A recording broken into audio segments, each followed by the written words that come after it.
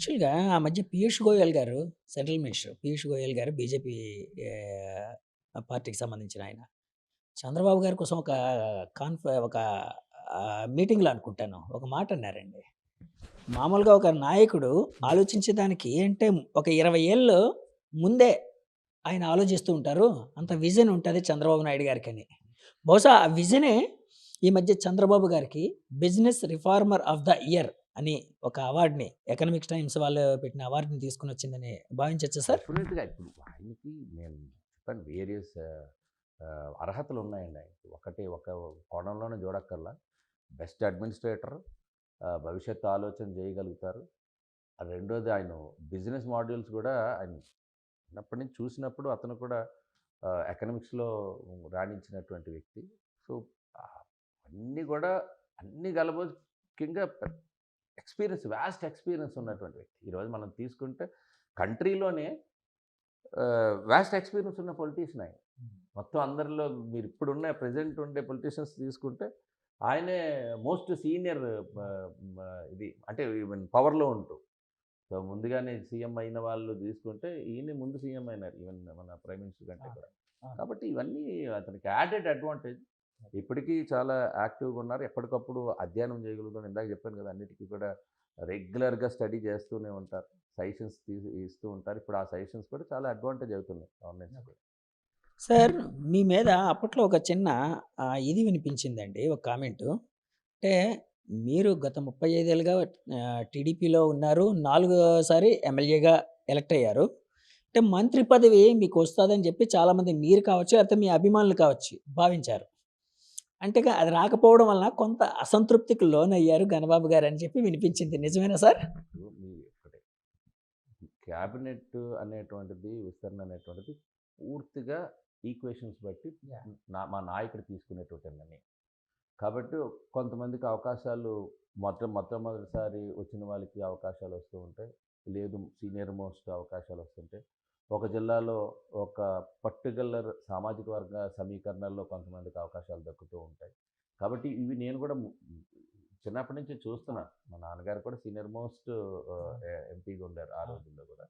ఆయన ఎమ్మెల్యే చేశారు, ఎంపీ చేశారు. ఆ సమయంలో కూడా అప్పుడు ఎన్టీ రామారావు గారి క్యాబినెట్‌లో కూడా భీమిలి నుంచి ఆనంద్ గారికి హ్మ్. అవకాశాలు అప్పటికే ఈయన సీనియరే. కాబట్టి మేము ఇందులో అప్పుడు ఆహ్, ఆనంద్ గారు చెబుతారండి భీముల నుంచి? అప్పుడు అప్పుడు అదే అప్పుడు మీ ఫస్ట్ ఫాదర్ ఉండేటప్పుడు. క్యాబినెట్‌లో విశాఖపట్నం నుంచి వారికి ఓకే. వచ్చింది. హ్మ్. మా ఫాదర్‌కి అప్పుడు ఊడా చైర్మన్ ఇచ్చారు. ఓకే. అందుకని బ్యాలెన్స్ చేస్తూ. ఓకే. తర్వాత కాలంలో ఎంపీగా వెళ్ళిపోవడం జరిగింది. ఓకే. కాబట్టి ఇవన్నీ అందువలన మా నాన్నగారికి ఆ రోజు అవకాశం కలగలేదు. లేదు ఇప్పుడు 4 సార్లు శాసనసభ్యుని అయ్యాను కాబట్టి ఉన్నవాళ్ళలో ఇప్పుడు విశాఖ నగరంలో ఉంటే నేనే అనుభవం అంటే తర్వాత మిగిలిన సీనియర్ వాళ్ళు అండి. ఉన్నారు. బట్ అవును. సీనియర్‌గా ఉన్నాను కాబట్టి సహజంగానే అందరూ అడుగుతా ఉంటారు. మీరుంటే ఉండేది కదండీ! అవకాశం వస్తుందనుకున్నాం. అది ఎప్పుడు కూడా మనం చూసేది ఎప్పుడు కూడా అడ్మిన్ నాయకుడు నిర్ణయాలు ఓవరాల్ స్టేట్ వైడ్ తీసుకుంటారు. ఏదో అవును. జిల్లాకో ఒక వ్యక్తిని దృష్టిలో పెట్టుకొని ఎప్పుడు కూడా అవును. ఇవి రావు. వారి నిర్ణయానికి కట్టుబడే ఎప్పుడు కూడా సో, ఉంటుంది. అది బ్యాలెన్స్ చేయడానికే విప్పిచ్చారంటారా? కావచ్చు. అయ్యుండొచ్చు. చాలామందికి ఓకే. ఆ! చాలామందికి ఆ జిల్లాల్లో ఉండే ఈక్వేషన్స్ బట్టి చాలామందికి అవకాశాలు అంటే ఇప్పుడు మేము శ్రీకాకుళం మొదలుకొని అక్కడ వరకు తీసుకుంటే నాకంటే సీనియర్ మోస్ట్ ఉన్నవాళ్ళు కూడా చాలామందున్నారు. క్యాబినెట్‌లో రాని వాళ్ళున్నారు. బుచ్చయ్య చౌదరి గారు సో, అలాంటి వాళ్ళు కదండీ! వాళ్ళు అవును. 5, 6 సార్లు. కాబట్టి దీన్ని ఆ రకంగానే చూడాలి తప్ప ఆహ్, మంత్రి పదవి ఉంటేనే మనము ఈ ప్రజలకి ఆహ్, మేలు చేస్తామనేది కాకుండా ఆహ్, ఇప్పుడు మా నియోజకవర్గంలో ఎక్కువ సమయం కేటాయించే అవకాశం దొరికిందనేది నా ఉద్దేశం. ఓకే. అసెంబ్లీ తప్ప నేను ఫుల్ టైమే. పెద్ద ఓకే. బిజినెస్‌లు ఏమి లేవు నాకు. ఓకే. సో, అసెంబ్లీ సమావేశాలు ఉన్నప్పుడు విజయవాడ ఎళ్ళాలి తప్ప మిగిలిన సమయం అంతా కాన్స్టిట్యున్సీలోనే గడుపుతాను. సో, ఆ రకంగా కూడా నియోజకవర్గానికి ఆహ్, ఏ ఏ ఏ గ్రాంట్ అడిగినా మా నాయకుడు ఏది కాదనడు. సో, బాగా లాంగ్ పెండింగ్ ఇష్యూస్ కూడా అంటే ఎన్నో దీర్ఘకాల సమస్యలు కూడా పరిష్కారం చేయగలిగాం. ఓకే. చిన్న నియోజకవర్గం ఉండే ఇన్‌ఫ్రాస్ట్రక్చర్‌లో అండర్ పాసెస్ గావచ్చు, ఫ్లైఓవర్స్ గావచ్చు, ఇప్పుడు రీసెంట్‌గా కాకానినగర్, విమాన నగర్ కూడా ఇంకొక అండర్ పాస్ అంటే ఎయిర్‌పోర్ట్‌కి, ఎన్ఐడి కొత్త రోడ్డుకి మధ్యలో ఇంకో ట్రాఫిక్ జంక్షన్ ఏర్పడింది. ఓకే. దాన్ని కూడా మంజూరు చేసుకున్నాం. ఓకే. కాబట్టి ఏది ఇప్పుడు మనకు పనులు జరుగుతున్నప్పుడు, ఆ పనులకి ఫలితాలు వచ్చినప్పుడు, వాళ్ళ అప్రిషియేషన్ వచ్చినప్పుడు, ఈ మంత్రి పదవి కంటే అదే పెద్ద అప్రిషియేషన్ కదా మనకి. సో, ప్రజల్లో ఎప్పుడైతే మనకు ఆ పాజిటివ్ ఇంపాక్ట్ ఉందో అదే శ్రీరాము. దానికి తగ్గట్టుగా మా నాయకుడు కూడా ఈ డెవలప్‌మెంట్ విషయంలో కూడా విశాఖపట్నానికి ఏదన్నా సరే వారు చాలా పాజిటివ్‌గా ముందుకొస్తూ ఉంటారు. సార్ ఇప్పుడు విప్ అనగానే యాక్చువల్‌గా అంటే ప్రోటోకాల్ ఉంటది. అలాగే అసెంబ్లీలో ఏవైనా మోషన్స్ అయినప్పుడు హ్మ్.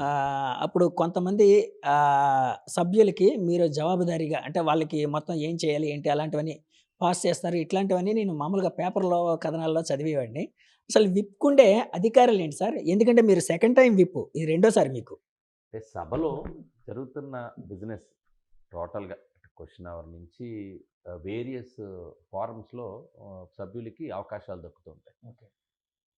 జనరల్‌గా ఇటు స్పీకర్‌కి, ఇటు ప్రభుత్వానికి, ఇటు సభ్యులకి మధ్యలో వారధుల్లో చీఫ్ విప్ గాని, విప్స్ గాని డ్యూటీస్ చేస్తుంటారు.